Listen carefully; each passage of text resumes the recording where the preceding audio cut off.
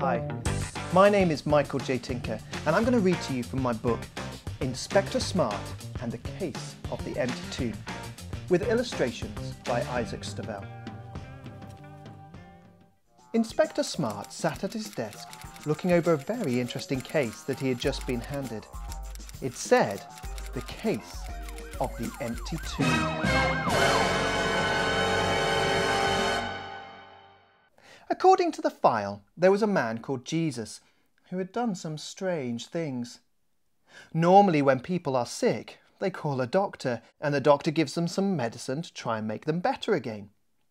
But Jesus could make people better simply by speaking. Normally when people want to cross some water, they walk on a bridge. But Jesus could cross a lake by walking on the water itself. And normally when people die, they stay dead. But Jesus had raised a little girl to life simply by telling her to get up. Interesting, thought Inspector Smart. Then something sad happened.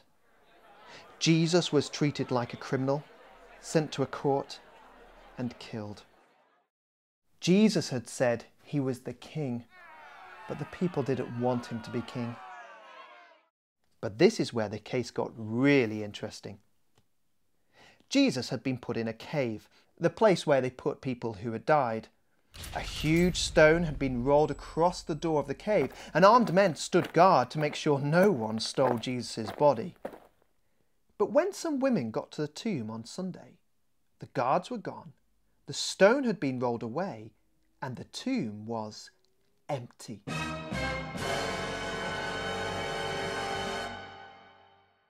Very interesting, thought Inspector Smart. It was time to do some investigating. Inspector Smart got into his super-duper police chariot pulled by his trusty horse, Bob, and rode off into Jerusalem. Inspector Smart came to a huge house. In fact, it was more like a castle than a house. Outside were two guards who saluted as Inspector Smart got down from his super-duper police chariot. "I'm here to see the General," said Smart. "Yes, sir, right away, sir," replied one of the guards. Within moments, Smart had been marched into the house and was sitting down having a cup of tea with the General. Smart spoke first. "General, I wonder if you could tell me about the day Jesus died. Some people are saying that he's alive again, and we all know that dead people don't come alive again. I was thinking, perhaps Jesus didn't really die." "Inspector Smart, it's not very smart of you," said the General. "We Romans are excellent at killing people. I know it doesn't sound very nice, but that's what we do. I'm sad to say that Jesus was definitely dead. I rather liked the man. He seemed so kind and even said he forgave us for killing him. I've never seen anyone like him. But a job's a job. We were told to execute him, so that's what we did." Inspector Smart finished his cup of tea and, after being shown the General's rather large collection of medals, he said goodbye and left. This case wasn't over yet. Next, Inspector Smart decided he needed to chat to one of the women who went to the tomb. Mary Magdalene lived in the centre of town. Although Smart's super-duper police chariot was super-duper fast, even Bob couldn't whiz past all the traffic clogging Jerusalem's streets. Finally, Smart arrived at Mary's house. It was a humble and pleasant apartment. Smart sat down on a comfy chair and sipped at another cup of tea. Mary began. "It was early on the Sunday morning. My friends and I went to the tomb of Jesus to put special perfume on the body to stop it smelling bad. It's what you have to do in our country. We were wondering who was going to help us move that huge stone they had put in front of the tomb. But when we got there, we found that it had already been moved. We edged closer to the tomb to find out what was going on, and to our horror, we found that the tomb was empty. Jesus' body had gone. At that stage, we didn't think that Jesus was alive. Dead people don't come alive, right? We thought someone had taken the body away. I went off to one part of the garden and I was in tears. Why would anyone take Jesus' body away? It were cruel. Then a man came up to me and said, "Why are you crying?" I thought it was the gardener. If anyone knew where Jesus was, it would be him. So I said, "If you know where they've taken Jesus, please tell me." Then he said, "Mary." And then I knew it was Jesus. It really was. Jesus was standing right in front of me. I wanted to hug him and never let him go. But he said I had to go and tell everyone else that he's alive. So that's what I did. Thought Inspector Smart. This was getting stranger and stranger. First of all, Jesus had definitely died. The general had said it, and even Mary thought Jesus was dead. None of them expected him to be walking around. But then something had happened, and Mary was saying she had met Jesus. "Thank you for the tea, Mary. I've got to go and see one more person," said Inspector Smart. "Who's that?" asked Mary. "Your friend Thomas, the one who won't believe anything unless he sees it for himself." On the way to Thomas's house, Inspector Smart started to think. So far it looked as if Jesus had come alive. All the evidence was pointing to it. But what did it all mean? Why did Jesus die and then come alive again? This case wasn't over yet. Thomas was a small man, but with a stern look in his eyes. This was not a man who would be easily fooled.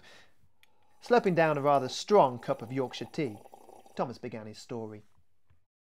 "When people were saying Jerusalem United would win the cup, I said, I'll believe that when I see it. When people said that one day we'd fly in the sky, I said, I'll believe that when I see it. When people said Jesus is alive, I said, I'll believe that when I see it." And one day I was with the others. They had been going on about Jesus being alive, but I'm not going to believe that kind of thing unless I see it with my own eyes. Dead people don't come alive again, right? Well, that particular day I was proved wrong. As we were talking, Jesus suddenly appeared in the room Right in front of me. He said, "Touch me hands.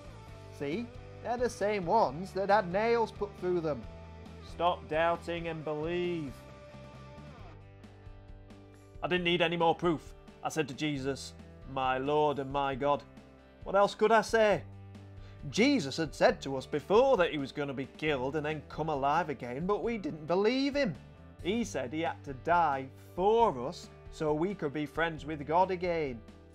And that's what he did. He did it so we could be forgiven for trying to be in charge of our own lives.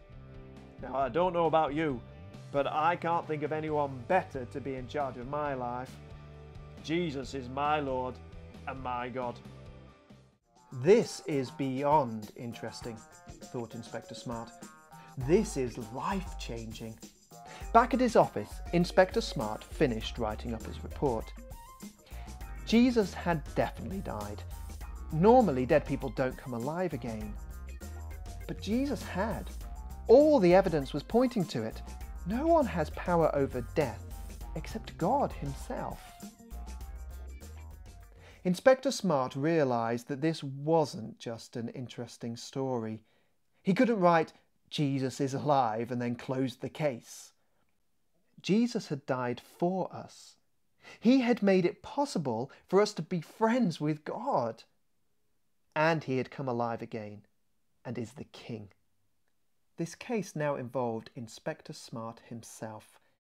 Because when you find out that Jesus is alive, you have to decide. Will you say, "My Lord and my God," like Thomas did? There was only one conclusion Inspector Smart could make. He had some praying to do. Dear God, I know that I have tried to be in charge of my own life and that I need to be forgiven. Thank you for sending Jesus to die for me. Thank you that Jesus came alive again to be the King. I want Jesus to be my Lord and my God. Thank you for helping me to become your friend. The end. If you enjoyed that, there's loads more books and stories about all sorts of parts of the Bible at the Good Book Company, and you can find out a lot more about Inspector Smart at www.inspectorsmart.co.uk. Thanks for watching, and we'll see you again sometime. Bye!